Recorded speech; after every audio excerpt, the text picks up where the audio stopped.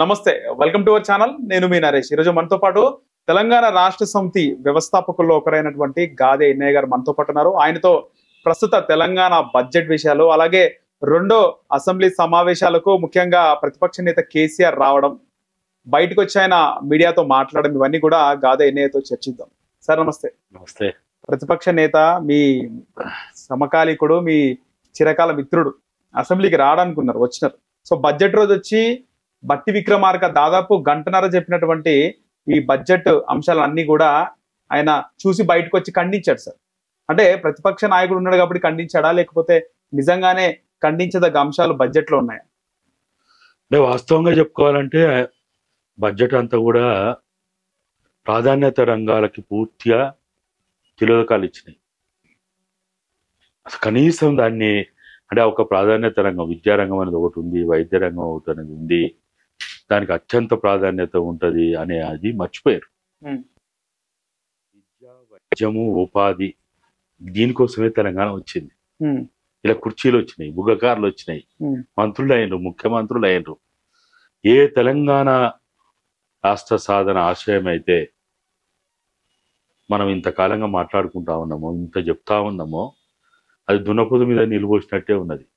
మరి ఏం సోయి లేదు, అది ఏం ఎక్కుతలేదు. మరి ఏం చేస్తే వీళ్ళకి ఎక్కుతుంది అనేది ప్రజలకు అంతు చిక్కని సమస్య అయిపోయింది. వాళ్ళు ప్రతిపక్షంలో ఉన్నప్పుడేమో అన్ని మాట్లాడుతున్నారు.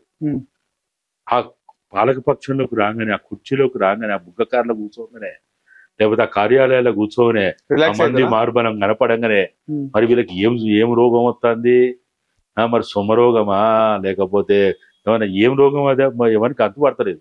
ఏ వైరస్ వచ్చింది వీళ్ళకి, ఏ వైరస్లను నివారించుకోగలుగుతున్నాం కానీ మరి వీళ్ళకి వచ్చే వైరస్ ఎవడు నిర్మూలించలేకపోతున్నాడు, నివారించలేకపోతున్నాడు. వాళ్ళే మాట్లాడింది కదా అన్ని విషయాలు. తెలంగాణ ఉద్యమం గురించి మాట్లాడిండ్రు, రాష్ట్ర సాధన ఆశయాలు మాట్లాడిండ్రు, అమరవీరుల ఆశయాలు మాట్లాడిండ్రు, ఉద్యమకాల గురించి మాట్లాడిండ్రు, రైతుల గురించి, కార్మికుల గురించి, కర్షకుల గురించి, నిరుద్యోగుల గురించి. ఆఖరికి రాహుల్ గాంధీని కూడా దొరుకుని పోయి అశోక్ నగర్ పోయి ఆడవో పెద్ద హల్చల్ చేసి ఆనికి పట్టుకొని పోయి ఏదో దివాచిలో పోయి అక్కడ ఏదో చేసి ఇవన్నీ ఆటలో చేసేది కదా. అంత తొందరగా మర్చిపోతారా వీళ్ళు? అసలు ఎట్లా మర్చిపోతారు వీళ్ళు? పార్టీ ప్రేమికుల గురించి మాట్లాడే, ఇప్పుడు నేను చెప్పిన అనేక అంశాల గురించి మాట్లాడే, ఆఖరికి డిక్లరేషన్లు చేస్తుంది, గ్యారంటీలు పెడుతుంది. ఇన్ని చేసిన వాళ్ళు మరి 2 ఏళ్ళు కాగానే మరి మీకు ఏం సుమరోగం వచ్చిందా, మతిమరుపు రోగం వచ్చిందా? ఎట్లా మర్చిపోతారు వీళ్ళు? మెంటల్ వస్తేనేమో ఏదో అనుకోవచ్చు. మరి వీళ్ళకి ఏ డాక్టర్ దగ్గర ట్రీట్మెంట్ చేయాలి, ఎట్లా చేస్తే వీళ్ళకి ఇంత జ్ఞానోదయం కలుగుతుందో అర్థం ఎవరికి అర్థపడతలేదు. ప్రజలందరూ కూడా ఆశ్చర్యపోతారు. అరే వీళ్ళు ఇన్ని మాట్లాడే, ఇన్ని చేసే, ప్రతి చోటు ఆదివాసీ ప్రాంతాలకు పోయినా, గిరిజన ప్రాంతాలకు పోయినా, ఏషాలు కట్టినా. సార్ ప్రతిపక్షంలో ఎవరున్నా కూడా పోతారు కదా సార్, దాంట్లో కొత్త ఏముంది? ఖచ్చితంగా ప్రతిపక్షంలో ఏ పార్టీ ఉన్నా కూడా పోవాల్సిందే. బీఆర్ఎస్ కూడా ప్రతిపక్షంలో అంటే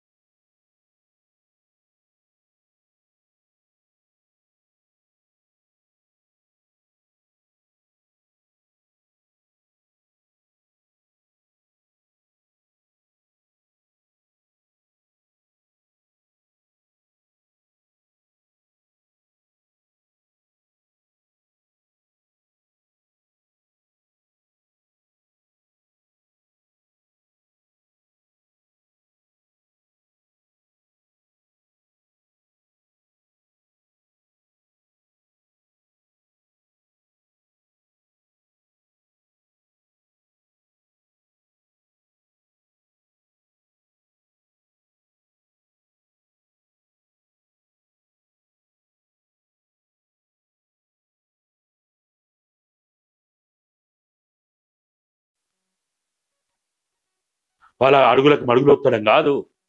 పెట్టుబడిదారులకి దోపిడీదారులకి మీరు పెద్ద జీతగాలం ఉండొద్దు. పాలేర్లు కాదు మీరు, పాలెగాలు కాదు మీరు. వాడు కత్తిస్తే మీరు పొడవడానిక మీరున్నది, వాడు రాసిస్తే చదవడానిక మీరున్నది. మీ మెదడు లేదా? మీరు చదువుకోలేదా? మీకు జ్ఞానం లేదా? మీరు తెలంగాణ బిడ్డలు కాదా? తెలంగాణ అమరవీరుల ఆశయాలు ఏంటి? తెలంగాణ ఉద్యమం ఎందుకు వచ్చింది? అదానీలకు అంబానీలకి సంపద దోచిపెట్టడానిక, మెగా కృష్ణారెడ్డి దోచిపెట్టడానిక, ఆంధ్రోలకు దోచిపెట్టడానిక, గుజరాత్ వాళ్ళకి దోచిపెట్టడానిక?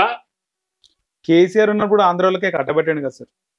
నేనేమంటున్నా, కేసీఆర్ సచ్చిన పాము. కేసీఆర్ ఇటువంటి అవుల పనులు చేసిండు, మూర్ఖ పనులు చేసిండు. ప్రజల ఉద్యమ ఆకాంక్షని మర్చిపోయిండనే ఆయన బొందబెట్టే. ఎందుకు బొందబెట్టాను? పాతాళానికి ఎందుకు కొట్టాను? ఒక తెలంగాణ జాతి పిత అని చెప్పుకునే వాడిని తీసుకుపోయి ఎందుకు బొందబెట్టాను? ఉత్తానే కాదు కదా. 9.5 సంవత్సరాలు ఆగి ఆగి ఆగి ఆగి ఓపిక బట్టి మారుతాడేమో, ఇంకా వింటాడేమో, సోయొస్తుందేమో, తెలివి వస్తుందేమో. ఈ తెలంగాణ తల్లి ఇంకా గుర్తొస్తుందేమో అని ఆగి ఆగి ఆగి ఎంతో ఓపిక బట్టి చూసిండ్రు. కాకపోతే ఏం చేసిండ్రు? ఊకున్నారా? తెల్లగా కొడితే ఆడనో పోయి పడ్డాడు. కాబట్టి వాళ్ళ సచ్చిన పాము గురించి ఇంకా మాట్లాడుకోవడం వేస్ట్. కేసీఆర్ అదే చేసిండు, అది చేసిండనే కదా ఈ శిక్ష పడ్డది. ఒక నేరం చేసినప్పుడు మనకు శిక్ష వేస్తే అంతకంటే ఇంకేం కావాలా? అంతకంటే మించి ఉండదు.